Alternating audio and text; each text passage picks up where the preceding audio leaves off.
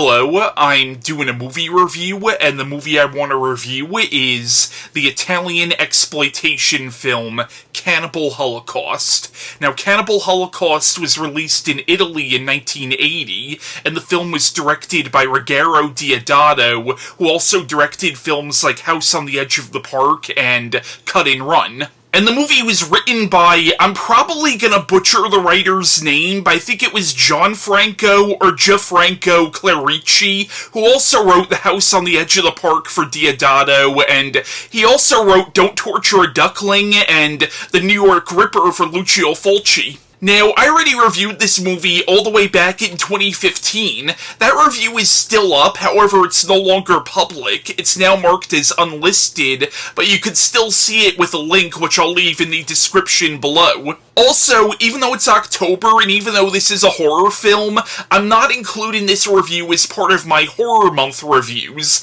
I do have some reviews planned for that, but Horror Month is going to be a little late this year because I really sort of procrastinated with the reviews that I wanted to do prior to Horror Month. Now, Cannibal Holocaust to this day remains one of the most notorious and controversial exploitation films ever made. Now, normally when a movie is controversial, it's over something, let's be honest, really freaking stupid, like all the controversy around movies like The Warriors, or recent films like Joker, or, and I'm not saying a religion is stupid, but it is when you get bent out of shape about it, or try to force it on anybody, but like, all the controversy surrounding religious-based films like The Exorcist, or The Last Temptation of Christ, or Dogma.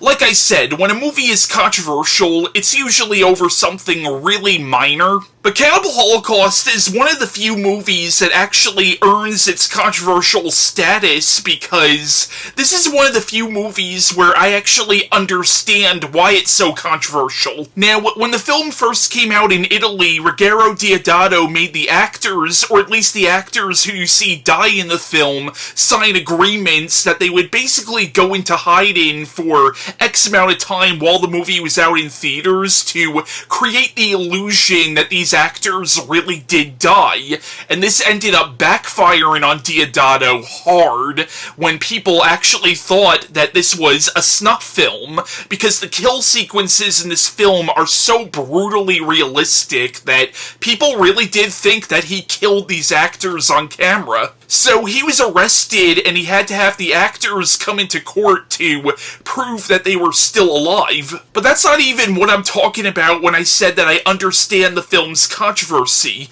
One of the reasons why this movie is so controversial, even to this day, is because even though no actual actors died on camera, the same can't be said for the animals in the movie. This movie features real animal cruelty and actual scenes of animals being killed, and being killed quite sadistically too. So even though I do like this movie, that's the one aspect of the film that I really cannot defend at all. Now, what the plot of Cannibal Holocaust is, it's about a group of American documentary filmmakers who go down to the Amazon jungle to make a documentary on life in the Amazon, and they end up disappearing, so the studio that initially hired them sends a professor named Harold Monroe to lead an expedition to look for them, and eventually he finds their skeletal remains along with the footage that they shot. So he takes the footage back to the States to be edited, and him and these television executives view the footage, and they're shocked at what they see. Not just in terms of what happened to the filmmakers, but they're also shocked at what the footage reveals that these filmmakers did, and the character of Harold Monroe, and we as the audience learn that these documentary filmmakers were not good people at all, and they kind of brought this misfortune upon themselves. Now, to a certain degree, I think Cannibal Holocaust is a brilliant film, but to a certain extent I also also think some of the criticisms that have been leveled against this film are valid. Now, one of the reasons why I think this film is still widely discussed and analyzed and debated even to this day, even compared to so many other films of its ilk, is because the film actually does try to be a bit more than just an exploitation film. It actually does try to have a political agenda, and whether you like the movie or not, the film does have a social message. Now, yes, you could argue that the film undercuts its own message by some of the things that are depicted in the film and some of the actions that the filmmakers took off camera. It's a movie that I think simultaneously deserves its praise and deserves its criticism. In the movie, Carl Gabriel Yorke plays the character of Alan Yates, who is the director of the documentary that they're making within the film, and he ends up being the main antagonist. But what makes Alan such an effective villain, in my opinion, is the fact that you don't realize he's the villain at first, because before the footage is discovered, he's built up to be this courageous journalist and somebody with a lot of integrity, and he's made out to be this innocent victim who died doing what he loved. But when Monroe sees the footage, both him and we as the audience learn just how ruthless Alan really was. Like in the film, we see Alan and his crew terrorize this one tribe and they set fire to their village, and we learn that they were planning on editing the footage to make it look like it was an enemy tribe that did that. Then later on, they encounter another tribe and they rape a native girl. And that scene really does show just how irredeemable Alan and his crew actually are. Shortly after that, we see that same girl impaled on a wooden stake. Now, it's been debated whether Alan and his crew did that to the girl to make it look like it was the tribe who killed her, or if the girl really was killed by the tribe because of the loss of her virginity. But it seems like it was the rape of this girl that ultimately caused the tribe to go after them. And to illustrate how much of a psychopath Alan really is, in the scene where they find the girl impaled on the wooden stake, you see Alan with this, shit-eating grin on his face, and then one of his cameramen says, "Watch it, Alan, I'm shooting," and all of a sudden he puts on this, shocked look. He's like, "Good lord, I can't imagine the reason for such cruelty." Like, he is an irredeemable piece of shit. Francesca Ciardi, if I'm saying her name right, plays Faye Daniels, who is Alan's girlfriend and script girl, and she's really the only one of Alan's crew who seems to have at least a little bit of a soul. Like in the scene where they rape the native girl, she actually does try to get them to stop. So she's the one member of Alan's crew who I would say really did not deserve her fate in the end. That being said, she was not completely innocent either. She still took part in a lot of these other atrocious things that Alan's crew have done to these people. Luca Barbareschi and Perry Pirkanen, I probably butchered both of those actors' names, play the characters of Mark Tomaso and Jack Anders, who are Alan's cameramen. And like Alan, they are both irredeemable bastards. In the film, Harold Monroe was played by Robert Kerman, who is perhaps best known for his appearances in porno films like Debbie Does Dallas. But Kerman actually does a really good job in this movie as Professor Monroe, and Monroe is actually a really likable character, and some may argue the only likable character in the film, and is also perhaps the most relatable character in the film. Like, you could tell this character was kind of meant to be the audience's surrogate. He's this down-to-earth professor who gets caught up in this world of sleazy TV executives who are willing to release this documentary despite all the lives that were lost because of it, and despite the fact that this documentary is clearly meant to be more sensational than informative. Now, the main underlying theme of the film is the cruelty and the savagery of Western civilization, how we here in Western cultures think we're so civilized and we're so above these primitive tribes that live in places like the Amazon. Yet you see Alan and his crew going in there completely exploiting and brutalizing these people, all for the sake of this documentary that they're making that is not even a legit documentary. You realize that it's not even going to be an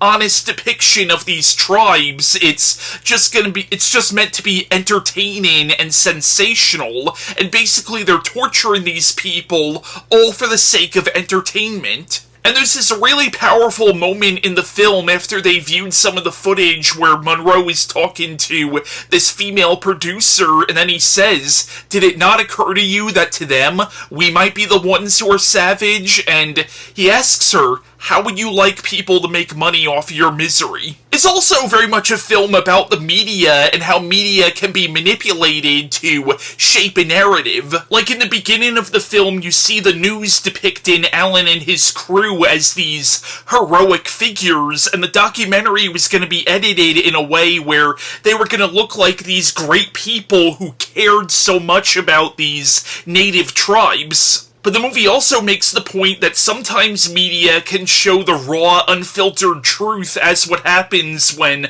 Monroe and these TV executives view the unedited footage. Now, while the movie does have a lot of social commentary and definitely has a political agenda, there are areas where you could accuse the film of undercutting its own message. Like the fact that the whole movie is about how misunderstood these tribes are and how exploited they've been by Western civilization, yet the tribes in the movie are still depicted as cannibals, and from what I understand, the actual tribes that the tribes in the movie are based on are not cannibalistic at all. So the film is still depicting them as savages when the movie is also trying to make the point that we're the ones who are savage. So it's almost as if the film is kind of missing its own point in some regards. And then towards the end of the film, when Faye gets captured by one of the tribes, we see her get raped, and it's like, okay, that's another area where you really could accuse the film of undercutting its own message by showing these tribespeople who are supposed to be sympathetic doing these really horrible things. Then again, it is still an exploitation film, and you kind of expect exploitive elements from an exploitation film. Also, I've heard that Ruggero Deodato was apparently a nightmare on the set of the movie and did not treat the cast and crew well at all. And apparently him and Robert Kerman hated each other. So it seems like Deodato and the character of Alan Yates might have had a little more in common than he would admit. But the biggest area where this film contradicts its own message is the animal cruelty in the film, which I cannot get behind at all. And even though I do love this movie, I think it's a great horror film, that's the one aspect of the film where if you don't want to see the movie because of the animal cruelty, I completely understand that. Like, animals should not be hurt for the sake of entertainment, and there really was no reason for it at all. But what makes it so ironic is the fact that the film condemns the actions of the fictional filmmakers within the film, yet they actually killed real animals on camera, all for the sake of this movie, all for the sake of entertainment. Now, in Deodato's defense, and this still doesn't make it right, but apparently he has come to regret the animal cruelty in the years since this film was released. Also, and again, this doesn't make it right, but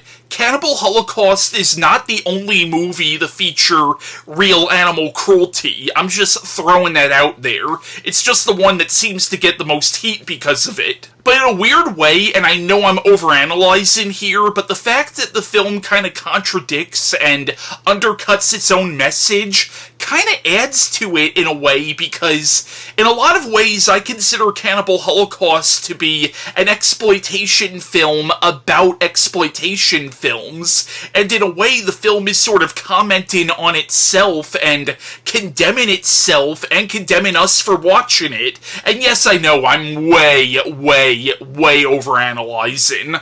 Now, one positive about the film that I do have to talk about is the music. I love the score for this movie, especially that opening theme that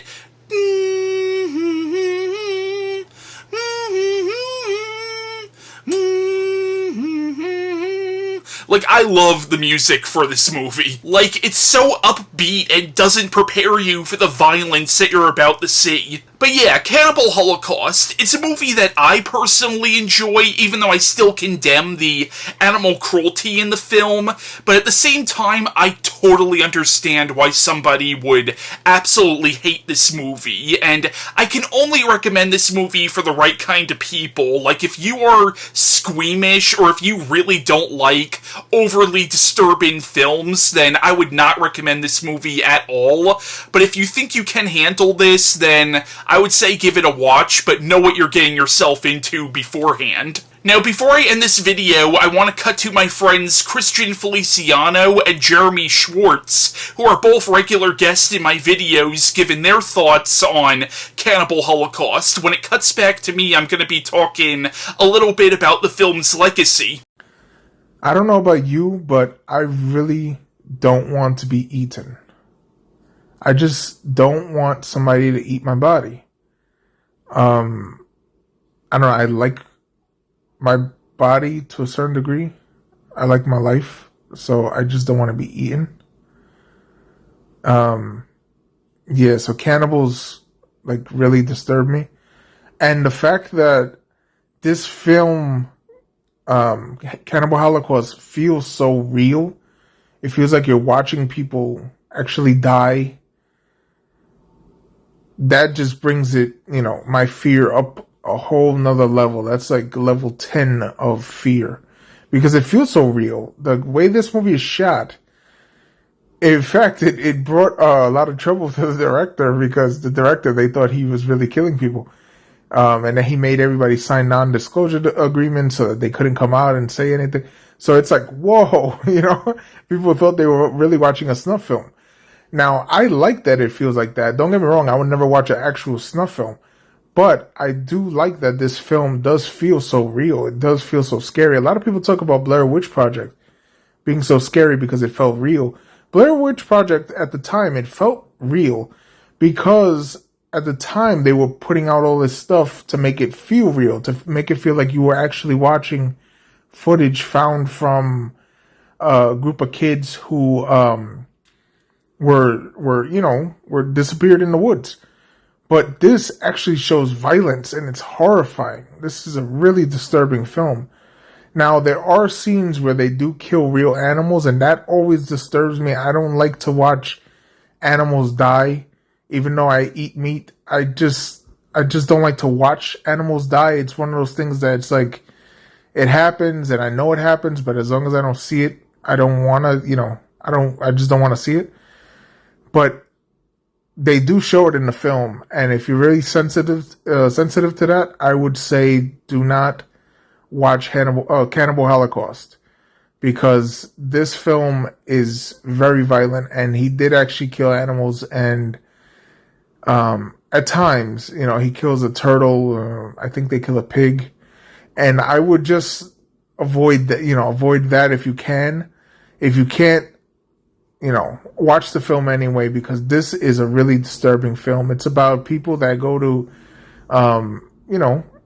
record village people, native village people too. I forgot which country it is, but they go to see them, and they go to basically document what they find, and the people are very disturbing. There's really disturbing scenes in this.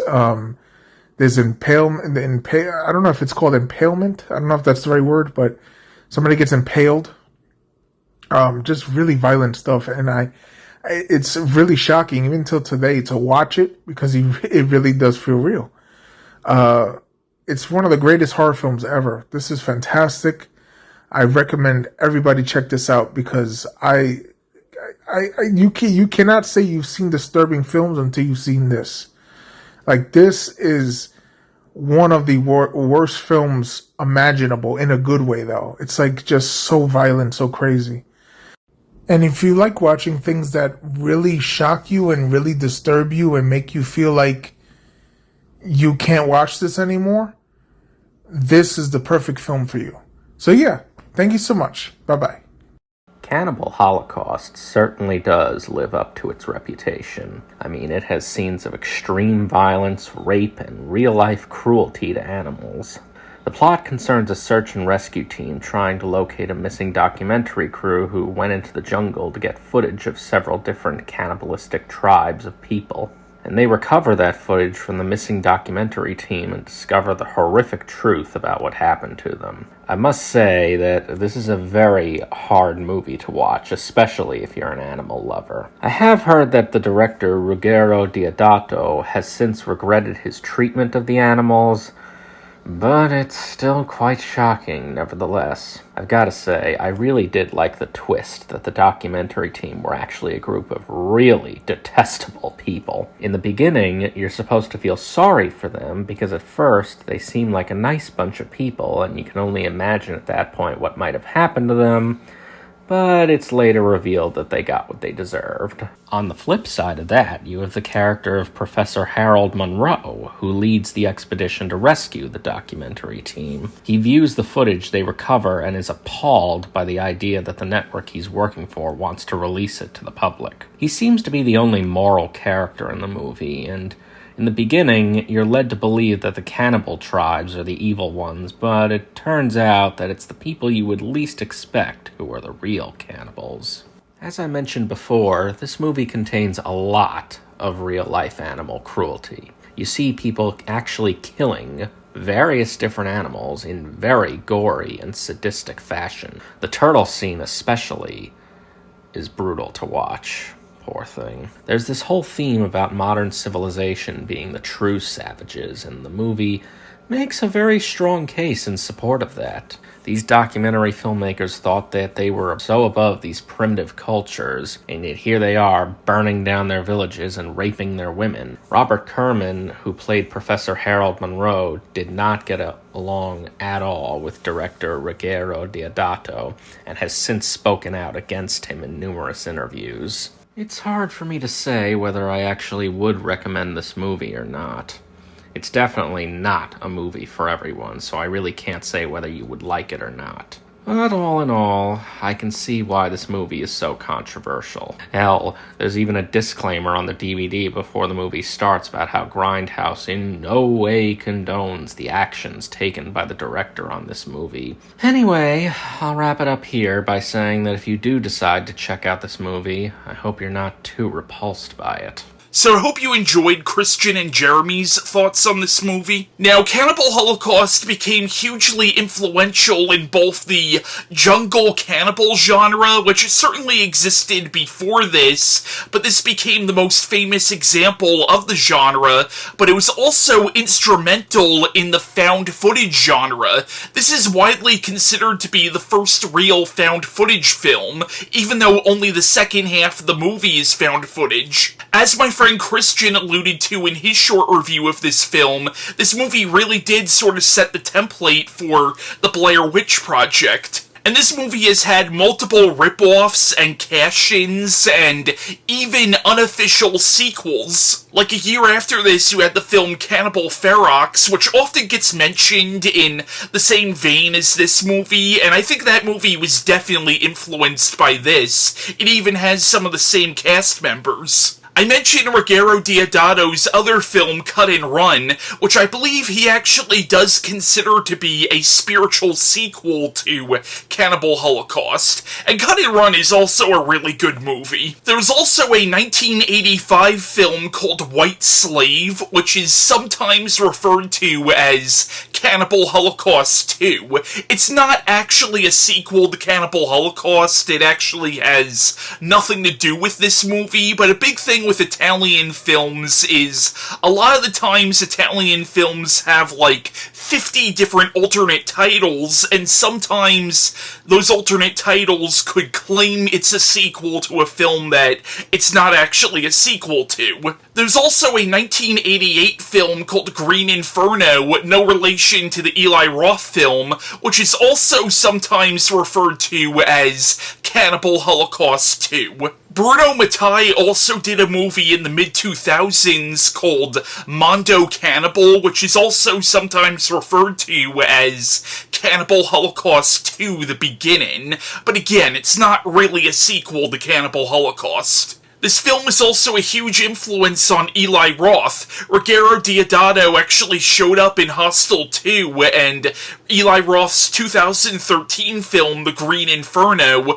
was a direct homage to this movie. There's also a video game based on this movie released in either 2020 or 2021, and I think Ruggero Deodato actually did have a direct hand in making that video game. So yeah, that was my review on Cannibal Holocaust, and bye.